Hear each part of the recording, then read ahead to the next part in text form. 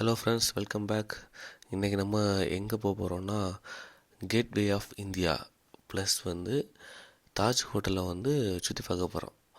So ரொம்ப நாளாக ஒரு ஆசை இருந்துகிட்டு மும்பையில் இருக்கிறோம், தாஜ் ஹோட்டலையும் போய் பார்த்தது இல்லை, ப்ளஸ் கேட்வே ஆஃப் இந்தியாவுக்கும் போனதில்லை. ஸோ அதனால் போவோம்னு சொல்லி பிளான் பண்ணி ரெடி பண்ணியாச்சு. எங்கள் வீட்டில் இருந்து ஒரு ஆட்டோ பிடிச்சி அதுக்கப்புறம் ட்ரெயின் ஏறி என்னோடய ட்ராவலை நான் ஆரம்பித்தேன். இங்கே பார்த்துட்ருக்க இந்த ரிவர் தான் நல்லா சூப்பராக விரார் இந்த ஏரியாவில் மும்பையை பிரிக்கக்கூடிய ரிவர். ஸோ இந்த ரிவரில் தான் ஃப்ரீ போட் ஃபெசிலிட்டிஸ் இருக்குது. ஸோ நீங்கள் பார்த்தீங்க நெக்ஸ்ட் வீடியோவில் அதை பற்றி நான் உங்களுக்கு சொல்லுவேன். ஸோ இந்த ரிவரில் போட் ட்ராவல் பண்ணலாம். நம்ம ட்ரெயினில் பிரிட்ஜ் இருக்குது, ட்ரெயினுக்கு தனியாக. அப்புறம் ரோட்வேஸ் இருக்குது.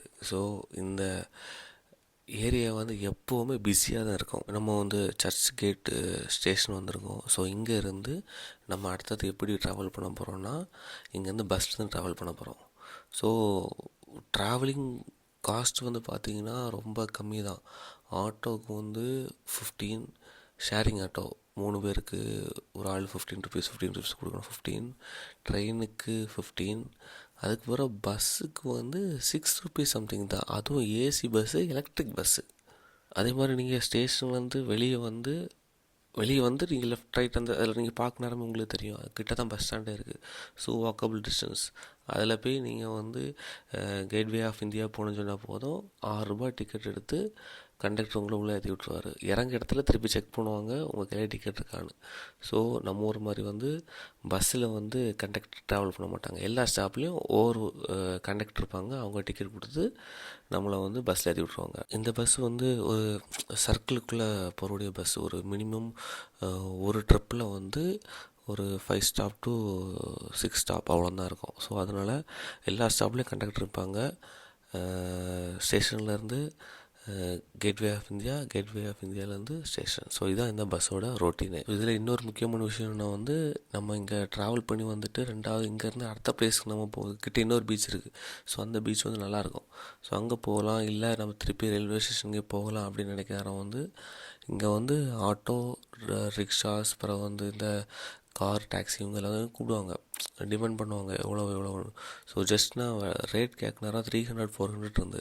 ஸோ அதுக்கு நம்ம இந்த கவர்மெண்ட்டோட வெஹிக்கிள்ஸை நம்ம யூஸ் பண்ணோன்னா கொஞ்சம் மணி சேவ் பண்ணலாம். ரொம்ப நாளாக பிளான் பண்ணிக்கிட்டு இருந்தேன் இந்த இடத்துக்கு வரணும்னு. ஃபைனலாக வந்தாச்சு. ஸோ இங்கே என்னெல்லாம் ஃபெசிலிட்டிஸ் இருந்ததுன்னா போட்டிங் போகலாம். பிறகு ஈவினிங் நீங்கள் ரொம்ப நேரம் நீங்கள் வெயிட் பண்ணலான்னீங்கன்னா இந்த லைட்டிங்கெல்லாம் நல்லாயிருக்கும். ஸோ அந்த லைட்டெல்லாம் பார்க்கலாம். நாங்கள் போகிற நேரம் கேட்வே ஆஃப் இந்தியாவில் மெயின்டெனன்ஸ் ஒர்க் போய்ட்டுருந்து. ஸோ எங்களால் அதை லைட்டிங் பார்க்கல. தாஜோட லைட்டிங் பார்த்தோம், நல்லா இருந்து. ப்ளஸ் போட்டிங் இருந்து. ஸோ போட்டிங் நல்லா இருந்து.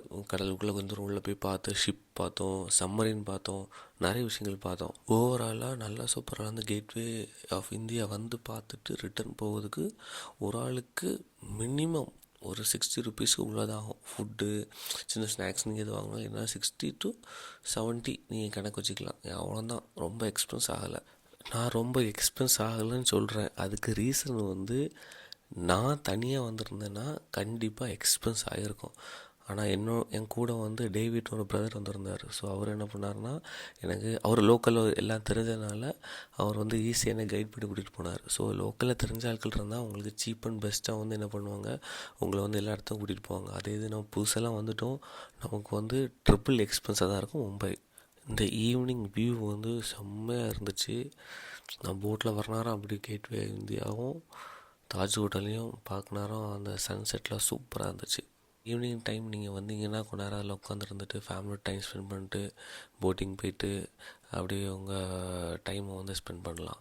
ஸோ இப்போது நான் ரிட்டன் நல்லா சூப்பராக போகிறேன்.